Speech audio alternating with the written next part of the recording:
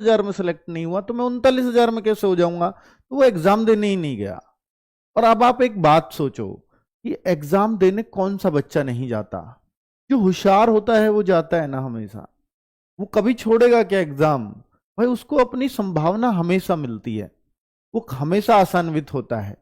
बच्चा वही एग्जाम छोड़ता है जो थोड़ा मीडियोकर स्टूडेंट है, ये आपको बात माननी ही पड़ेगी। जो एवरेज स्टूडेंट है वही एग्जाम छोड़ने का प्रयास करता है, वही मानता है कि मेरा नहीं होगा। उनमें से हो सकता है जिन्होंने एग्जाम छोड़ा हो, उनमें से कुछ बच्चे हो सकता है सिलेक्ट भी हो जाते, कुछ हो जाते, पर अब वो नहीं हो पाएंगे क्योंकि वो एब्सेंट हो चुके हैं। बस उसकी वजह से कट ऑफ पे असर आएगा, पर उनकी संख्या बहुत ज्यादा नहीं होगी। ठीक है, पर फिर भी मैं ये वीडियो बना रहा हूं क्योंकि ये बच्चों के मन में आ रहा है। जैसे ही मैंने ये व्हाट्सएप चैनल रोजगार विद अंकित पे आज सुबह शेयर किया, तो बहुत सारे बच्चों के अब ये आसान्वित हो गए कि सर अब तो मेरा भी नंबर आ जाएगा, बच्चे ही नहीं बैठे एग्जाम में। और बात सही है, मात्र 47% एसएससी जीडी एग्जाम में मात्र 47% प्रेजेंट रहा है, जो कि एकदम हतप्रभ कर देने वाला। ये 60% से ज्यादा प्रेजेंट होने वाले बच्चे हैं, ये 47 कैसे हो सकते हैं? तो ये डिमोटिवेट हुए हैं पिछली बार की हाई कट ऑफ से, तो ये उसका रीजन रहा है। हालांकि मैं ये कहूंगा कि बहुत कमजोर बच्चा भी कभी एग्जाम नहीं छोड़ता, क्योंकि उसको पता ही नहीं होता कि तेरा आएगा भी या नहीं, उसको एग्जाम देना है बस। और बहुत होशियार बच्चा भी एग्जाम नहीं छोड़ता, बस ये बीच की उठापटक ही एग्जाम छोड़ती है। जो बच्चा अपना थोड़ा एनालिसिस करना जानता है वही बच्चा एग्जाम छोड़ता है कि भाई मेरे बस की नहीं है ये, पिछली बार ही ऐसा है। तो वो कंपेयर कौन कर रहा होगा? जिसको अपने थोड़े चांस लग रहे होंगे वही कंपैरिजन भी करता है। ठीक है, तो मैं इन बातों पर वीडियो लेकर के आया हूं और इन पर ही सारे पॉइंट्स फैक्ट्स के साथ रखूंगा। वजह जैसे पद बढ़ेंगे या नहीं, ये भी एक डाउट है ना आप लोगों के अंदर। तो भाई देखो, ये तो बिल्कुल भी अभी किसी तरह का ना तो मुझे अंदर से कोई इनपुट मिला है और ना मैं यहां कोई भी ऐसी वैसी बात करके जाऊंगा। फिलहाल आपके पास 40,000 के अप्रोक्स पद हैं, आप उन्हीं को ही मानो कि भाई यही आपके लिए फाइनल है। ठीक है, 40,000 अप्रोक्स है, बढ़ जाए तो सोने पे सुहागा है। मैंने जो कट ऑफ जारी की थी वो आज की डेट में जो पद है उसके हिसाब से की थी। पद बढ़ गए तो ऑब्वियस सी बात है कि कट ऑफ डाउन आना ही है, लेकिन अब भी कट ऑफ डाउन आएगा, उसका कारण मैं आपको बताऊंगा। तो कट ऑफ जाएगा पिछली बार से कम, ये तो मैं आपको पहले ही कह चुका हूं, और कट ऑफ मैंने लगाई भी और पिछली बार से कम लगाई। और जो आप ये मानिए, और वो उनमें कम से कम 5-7 नंबर का अंतर मैंने किया, लेकिन मैं अभी थोड़ा सा उस अंतर को और बढ़ाऊंगा। और वो कैसे बढ़ाऊंगा? कट ऑफ नहीं बदलूंगा, उसको ही बताऊंगा कि ये आप यहां मान सकते हो। अधिकतर बच्चा घटा है इन राज्यों का, यूपी का, बिहार का और अन्य हिंदी प्रदेश। जैसे राजस्थान का बच्चा काफी कम हुआ है इस बार, यूपी का बच्चा काफी कम हुआ है, बिहार का बच्चा कम हुआ है। इसका कारण है कि इन राज्यों की कट ऑफ बहुत हाई जाती थी, हरियाणा की बहुत हाई जाती थी। हरियाणा का पिछली बार भी बच्चा कम बैठा, इस बार और भी कम बैठा। उन्होंने देख लिया कि यार ये नौकरी तो उतनी हाई फाई है नहीं, और कट ऑफ बिल्कुल इसकी आसमान छू रही है। दूसरा कारण था कि यूपी में यूपी की भर्ती पैरेलल ही चल रही थी, तो एग्जाम यूपी का भी हो चुका था। अब यूपी का एग्जाम हो गया तो बच्चों को ये उम्मीद ही थी कि यार मेरे 220 है तो मेरे को कौन रोकने वाला है।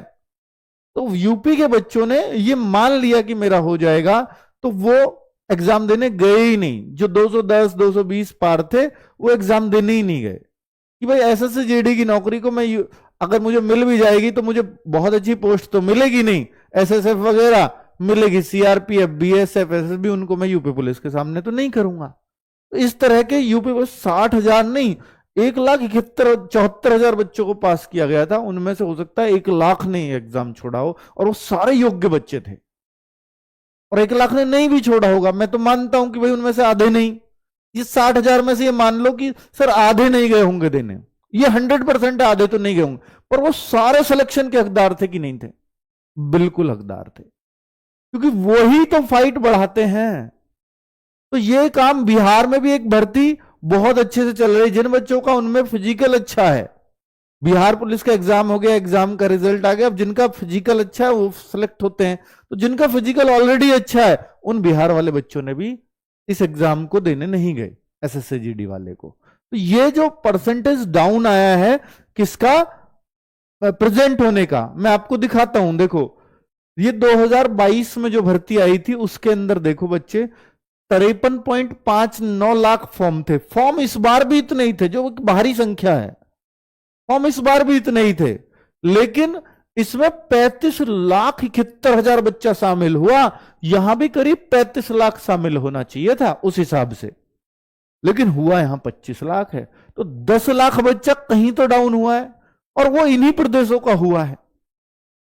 ठीक है, इन प्रदेशों से ज्यादा हुआ जिन प्रदेशों की हाई कट ऑफ जाती है। जहां ऑलरेडी लो कट ऑफ है तो वहां बच्चा कट ऑफ को देखकर डिमोटिवेटेड है ही नहीं, तो वो तो उसमें फर्क नहीं आया। मान लीजिए वेस्ट बंगाल में कोई कहने लगे, महाराष्ट्र में कोई कहने लगे, तो वहां कट ऑफ बहुत ज्यादा नहीं घटेगी, घटेगी इन राज्यों में घटेगी।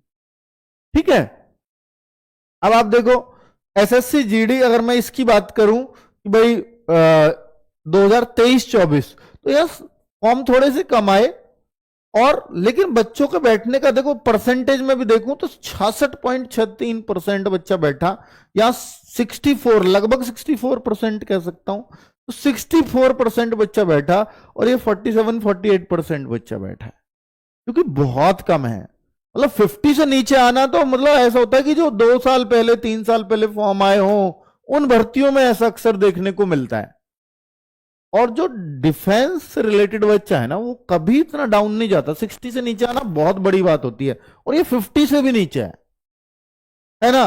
तो उसके सबसे बड़े कारण मैंने आपको बता दिया कि यूपी बिहार में भर्तियां चल रही हैं भाई, और यूपी बिहार की जो रेशियो में वैकेंसीज थी, मैं आपको दिखाऊं कि 2024 में 4,038 थी, इस बार 3574 है, तो उतनी कम नहीं है इसके मुकाबले। तो बिहार में भी अगर आप देखोगे तो बिहार में, हाँ बिहार में 4200 थी पहले, और अब 2300, यहां काफी डाउन आया। तो बिहार का बच्चा इसलिए भी डाउन हुआ होगा कि वैकेंसी भी कम है, पेपर भी मुश्किल है। ये पेपर का तो उसे पता ही नहीं था, उसको पता था कि यार मेरे को इस बार कहां होगा। तो भाई मैंने कट ऑफ बताई थी, बट ये आइडिया मेरे को भी नहीं था कि ये 47% पे आ जाएगा प्रेजेंट रेट। उस टाइम तक ये तो ऑफिशियल डेटा था ही नहीं ना, अब है ये आरटीआई के माध्यम से जैसे भी है। तो कुल मिलाकर के बच्चों ये जो कट ऑफ मैंने जैसे यूपी की बताई, तो ये +-3 बताया, तो अब प्लस का तो कोई मतलब ही नहीं है, तो आप -3 की तरफ चले जाओ उसमें, है ना।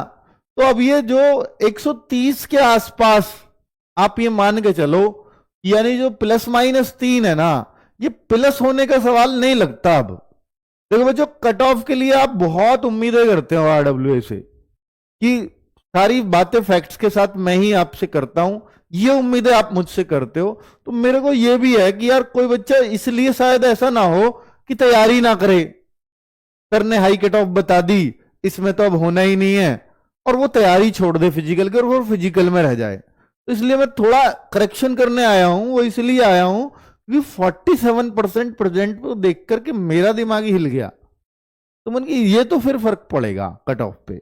भाई ये जो बताया था, ये पिछली बार जितने 60% से प्लस वाले बच्चे मान के ही मैंने ऐसे बताई थी कट ऑफ। मुझे आइडिया नहीं था कि इतना बच्चा डाउन गया है इस बार, ठीक है, उस टाइम बनाते हुए। तो ये आप जो +-3 आप देख रहे हो ना, तो ये +-3 स्पेशली इन हिंदी भाषी राज्यों में फर्क पड़ेगा इस कट ऑफ का, इन राज्यों में। तो ये प्लस की तरफ मत जाना 133 से, या 128 से, या 132 से, माइनस की तरफ आ जाना, बस इतना ही करेक्शन करना चाहूंगा। यानी 130-33 के आसपास ही कट ऑफ लगनी चाहिए, 130 के आसपास।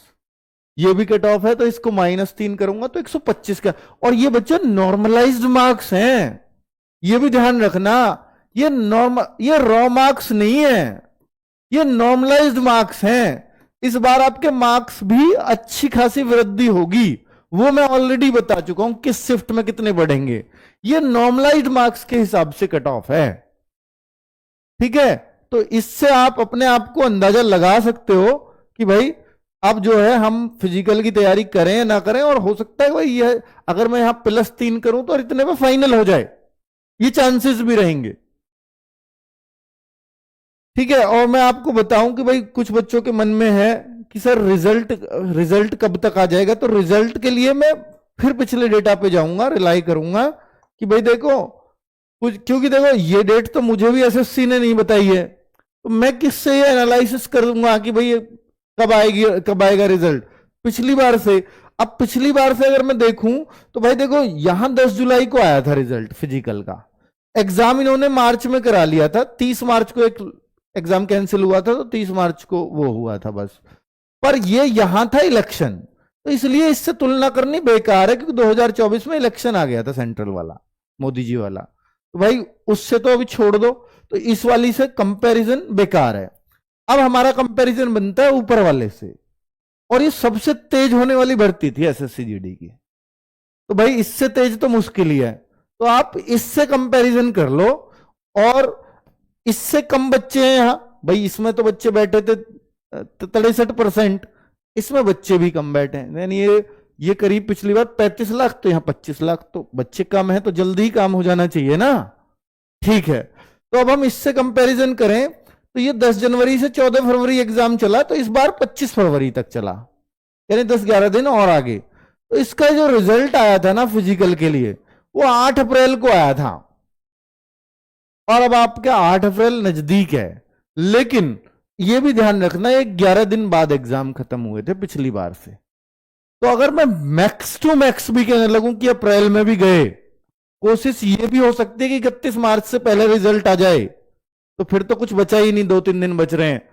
पर अगर ये अप्रैल में भी बिल्कुल ही ढीले हो गए, तो मैं इसमें 11 दिन और जोड़ दूं, तो ज्यादा से ज्यादा 20 अप्रैल से पहले आ जाना चाहिए, 20 अप्रैल से पहले। तो भाई देखो मेरा एनालिसिस ना मतलब ऐसा ही नहीं है, मेरा एनालिसिस है पिछली बार से तुलना करके, और ये फाइनल रिजल्ट ना 20 अगस्त को आ गया था, तो करीब करीब वही चल रहा है। तो हम ये मान सकते हैं कि अगस्त तक, और अब तो अगस्त छोड़ो, उस टाइम तो 3 कट ऑफ लगती थी, अब तो फिजिकल पास करते ही सबका मेडिकल करा दिया जाता है एक ही बार में, तो अब तो प्रोसेस और तेज होगा, तो हो सकता है जुलाई में ही फाइनल मेरिट लग जाए, जुलाई अगस्त में ही, तो या अगस्त के शुरुआत में लग जाए, तो इसी बीच में आपके फिजिकल करा लिए जाएंगे। तो सर फिजिकल के लिए कब तक समय समझो, तो समय ये समझो कि अगर ये 20 अप्रैल को रिजल्ट आता है, तो मई के लास्ट या जून में आपके फिजिकल हो जाने चाहिए, है ना। मई के लास्ट या जून में आपके फिजिकल अगर हो जाएंगे, तो एक आइडिया आपको मिल जाएगा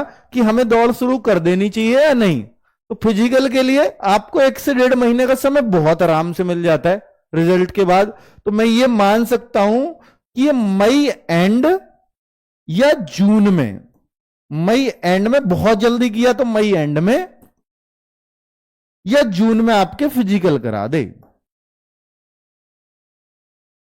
तो ये चांसेस आपके फिजिकल के लिए रहेंगे बच्चों। तो अब आपको मैंने एक मोटा मोटा आइडिया दे दिया है कि भाई देखो मैं ये तो नहीं बताऊंगा फिर से मैं कट ऑफ की रिवाइज कर दूं अपनी, पर मैं एक आइडिया बता रहा हूं कि वो नॉर्मलाइज्ड मार्क्स है, और नॉर्मलाइजेशन में ऐसे भी बताया मैंने कि भाई 15-15 16-16 नंबर भी बढ़ेंगे बच्चों के, और 15-16 सोचो कि यूपी में 130 नंबर पे आ रहा है नंबर जनरल में, तो 15 बढ़ेंगे तो आज 115, उस शिफ्ट में तो 115 वाला भी सेफ हो जाएगा। तो 115 तो यार ठीक ठाक है, बहुत हाई कट ऑफ तो नहीं है ना, 160 में से 115। तो अब आपको यही सोचना है कि भाई देखो कि अगर आप उस स्कोर के आसपास है, और नॉर्मलाइजेशन जितना मैंने बताया है उतना पक्का मिलेगा, उससे प्लस ही होगा, उससे माइनस नहीं होना। ठीक है, मैंने अगर किसी शिफ्ट में ये बोला है कि इस शिफ्ट में 6 नंबर का नॉर्मलाइजेशन मिलेगा, तो 8 का तो हो जाएगा, और 5 के चांस बहुत कम है। ठीक है, तो अब आप अपने आप को उस हिसाब से अकॉर्डिंगली प्रिपेयर कर सकते हो।